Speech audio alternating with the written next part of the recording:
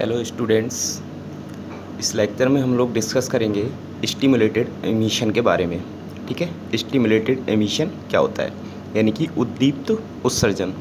इससे पहले लेक्चर में हम लोग डिस्कस कर चुके हैं कि ऑब्जॉर्प्शन, स्टिमुलेटेड ऑब्जॉर्प्शन क्या होता है, स्पॉन्टेनियस एमिशन क्या होता है। ठीक है, तो वो कंडीशंस हमने इससे प्रीवियस लेक्चर में देखी थी। आज हम लोग देखेंगे स्टिमुलेटेड एमिशन क्या होता है और ये कैसे होता है, यानी कि उद्दीप्त उत्सर्जन। ठीक है, तो स्टार्ट करते हैं हम लोग अपना लेक्चर। जैसे कि कल हमने बात की थी कि स्टिमुलेटेड ऑब्जॉर्प्शन क्या होता है। जैसे कि दो एनर्जी स्टेट थे, ठीक है, एक एनर्जी स्टेट ये था और दूसरा एनर्जी स्टेट कोई ये था।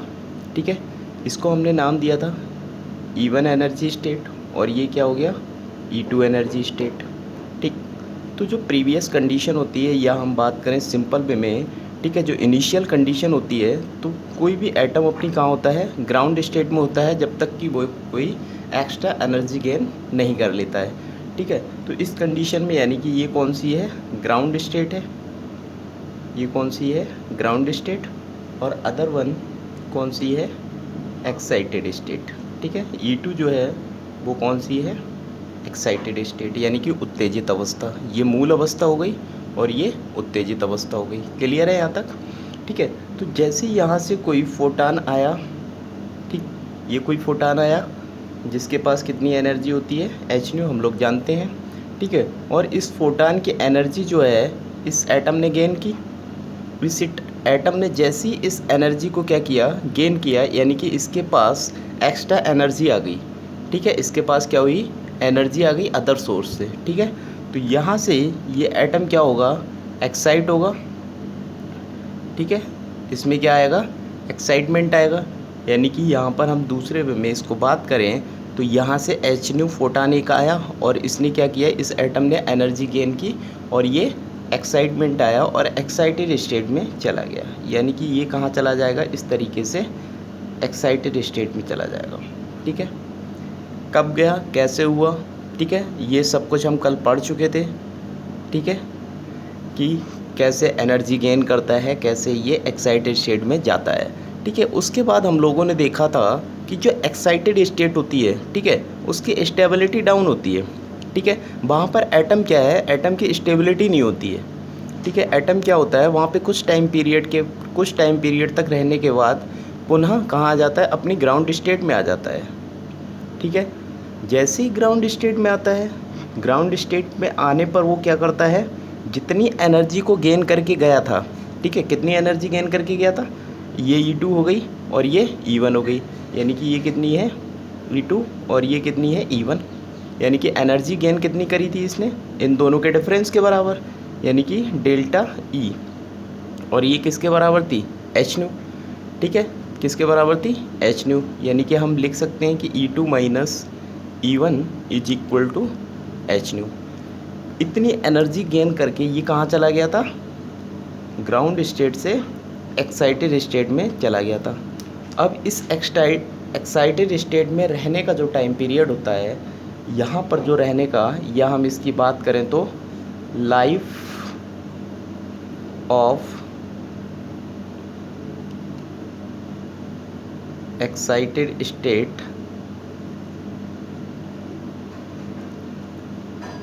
फॉर दी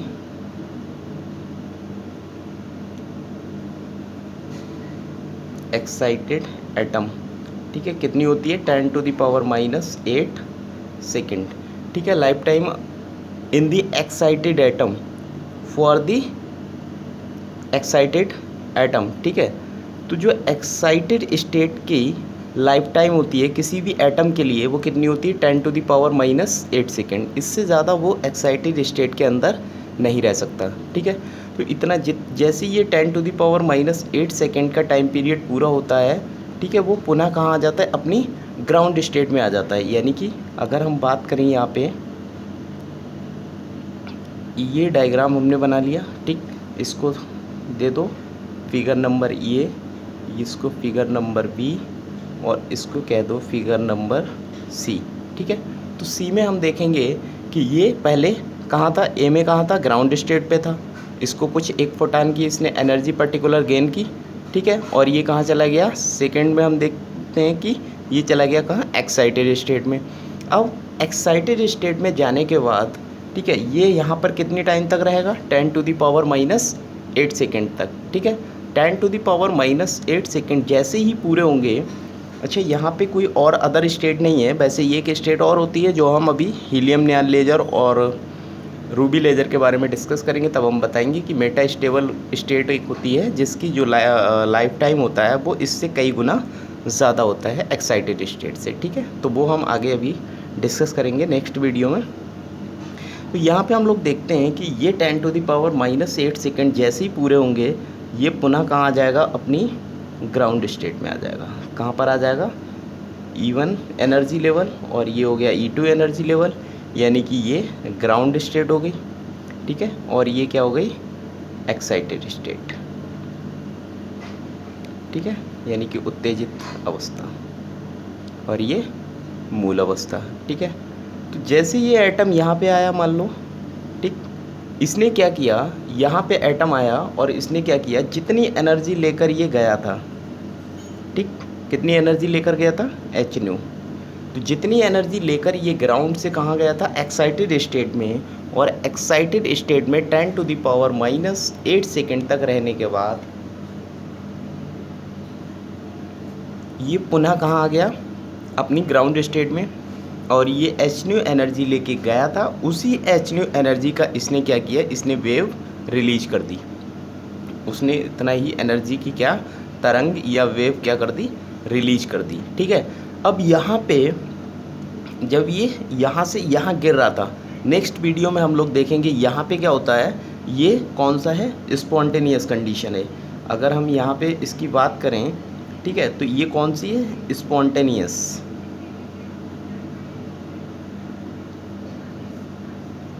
ये कौन सा है, स्पॉन्टेनियस एमिशन, यानी कि ये स्वतः होने वाली प्रक्रिया है। तो यहाँ स्वतः होने वाली प्रक्रिया, स्वतः होने पे क्या मिला कि जितनी एनर्जी लेके गया था उतनी ही एनर्जी इसने क्या कर दी, रिलीज कर दी, निकाल दी। अब हम बात करें कि यहाँ से जैसे ये गिर रहा था तब तक एक दूसरा फोटान आके इससे और टकरा गया, ठीक है।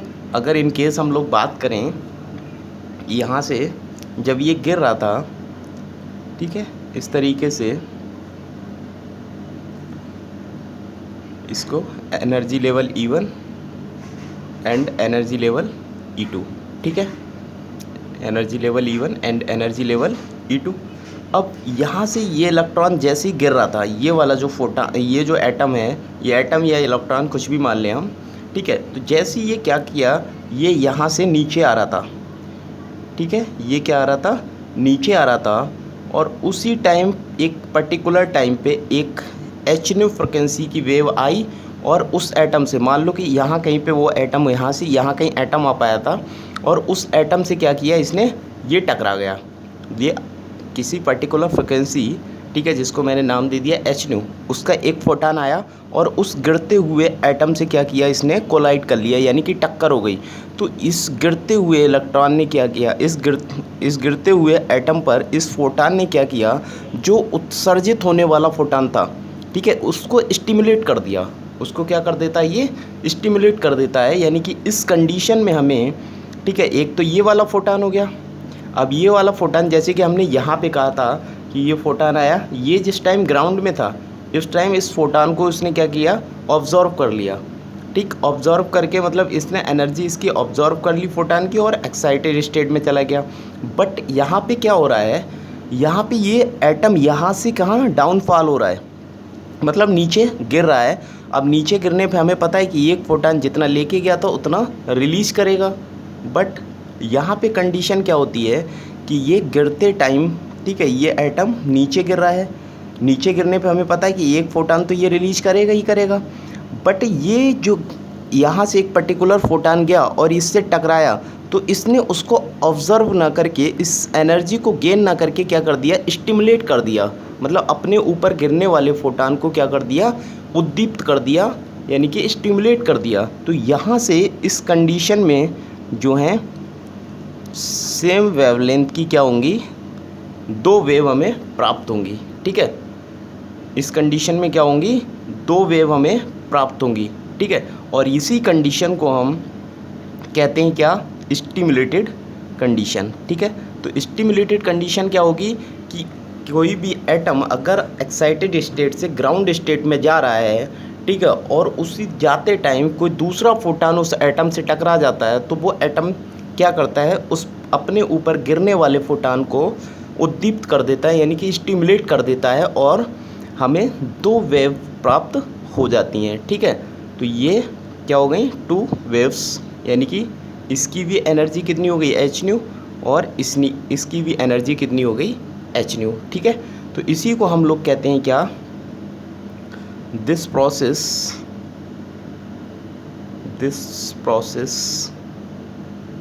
इज कॉल्ड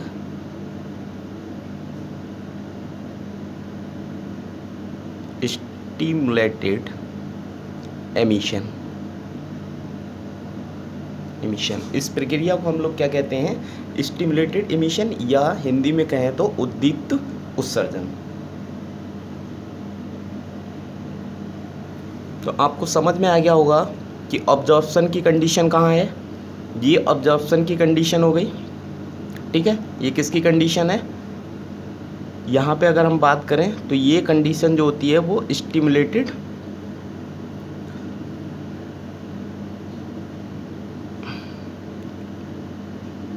अब्जॉर्प्शन की कंडीशन है, यानी कि ये फोटान इसको गेन करेगा, ये फोटान क्या कर रहा है, अब्जॉर्ब कर रहा है, यानी कि ये क्या है, स्टिमुलेटेड अब्जॉर्प्शन।